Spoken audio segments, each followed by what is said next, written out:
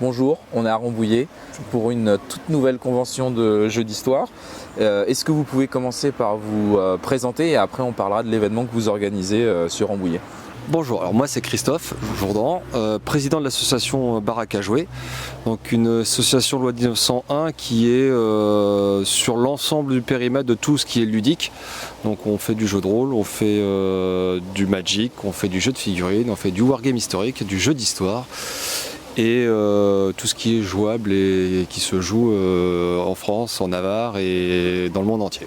Notre ambition, c'était de combler un vide sur la région parisienne. Il y avait un événement avant qui s'appelait l'OPJH sur Paris, qui était un grand événement. Et puis, il ne se fait plus. Et donc, on s'est dit que nous, on a la possibilité d'avoir, grâce à la mairie de Rambouillet, la possibilité de faire des événements ici, pas très loin de Paris. Et on s'est dit, pourquoi pas essayer de réunir ceux qui se réunissaient à ce précédent événement, pour le plaisir de tous ceux qui aiment l'histoire, les jeux d'histoire, les wargames, figurines ou pas figurines. Donc là, c'est la première année, c'est un essai, on va dire, et on va essayer de réitérer l'expérience chaque année. Et toujours avec l'idée d'ouvrir au grand public, c'est-à-dire que tout le monde peut passer nous voir et puis voir ce qu'on fait et découvrir ces jeux qui peuvent faire un petit peu peur, ou on peut se dire tiens, on va s'ennuyer, c'est de l'histoire, et en fait on voit que pas du tout, ça rigole beaucoup, il y a beaucoup d'animation, et que en fait un jeu d'histoire c'est quoi? C'est un jeu de société avec un petit truc en plus, mais c'est un jeu de société comme un autre.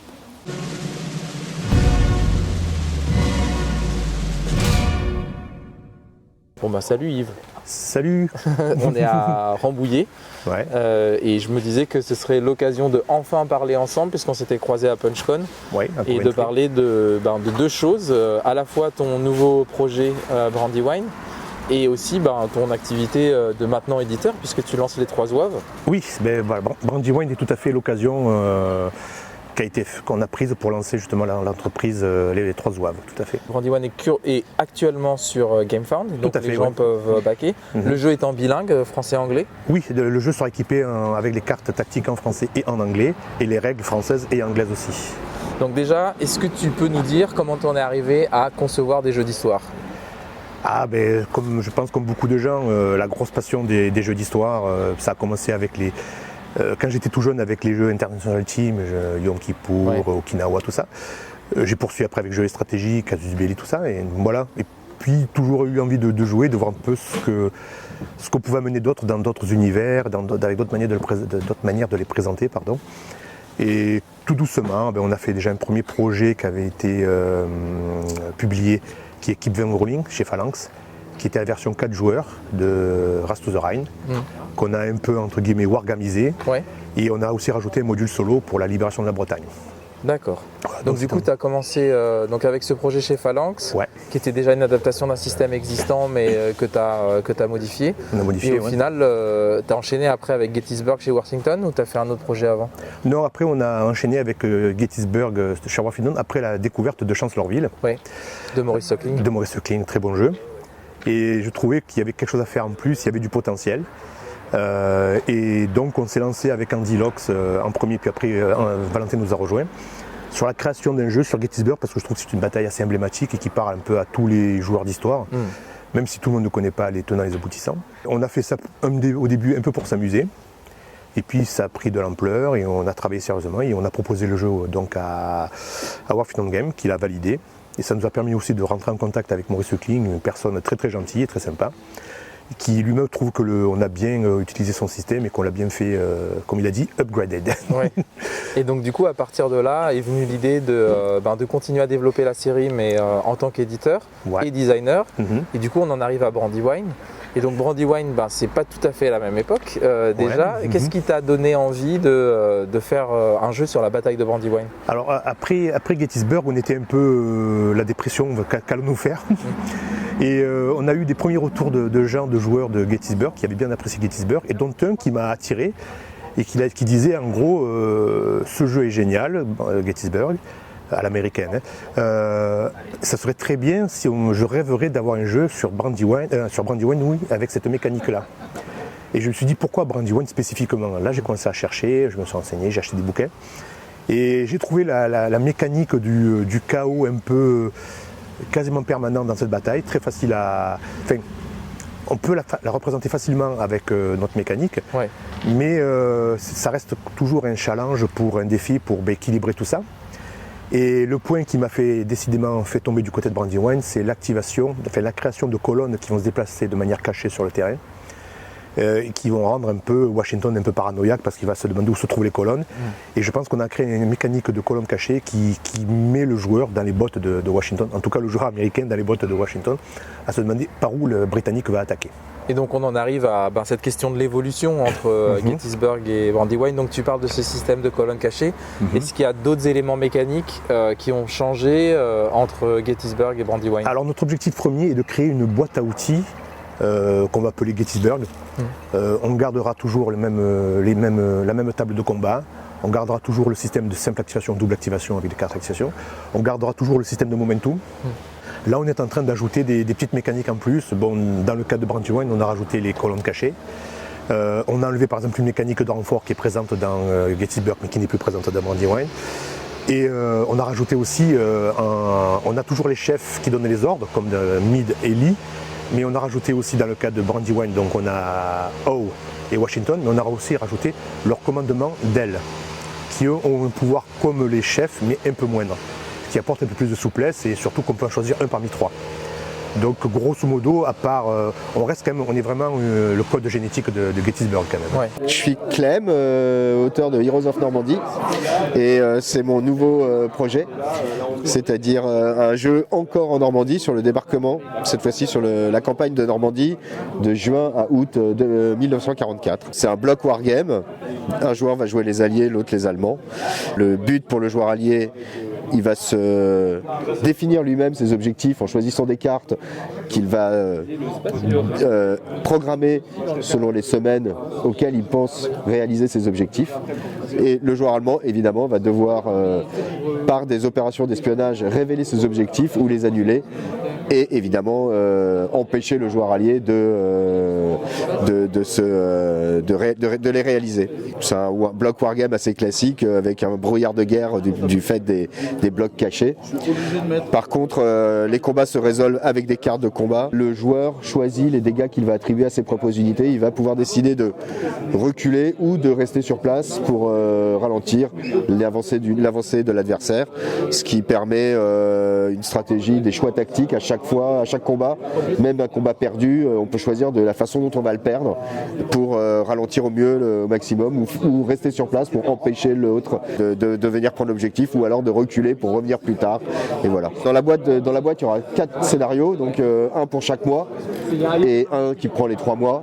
Donc un scénario d'un mois, c'est entre 2 heures et 3 heures en fonction du niveau des joueurs. Et les 3 scénarios d'affilée, c'est une journée. C'est une grosse campagne qui se joue en 12 tours. Voilà. Évidemment, il y a des cartes événements pour venir pimenter un peu tout ça. Ça sort chez Vuka et il part. J'ai reçu un message hier me disant qu'il partait très très bientôt en production, donc il devrait être en précommande chez Vuka dans les 2-3 mois qui viennent là. Voilà. Je m'appelle Hervé Dugrenier.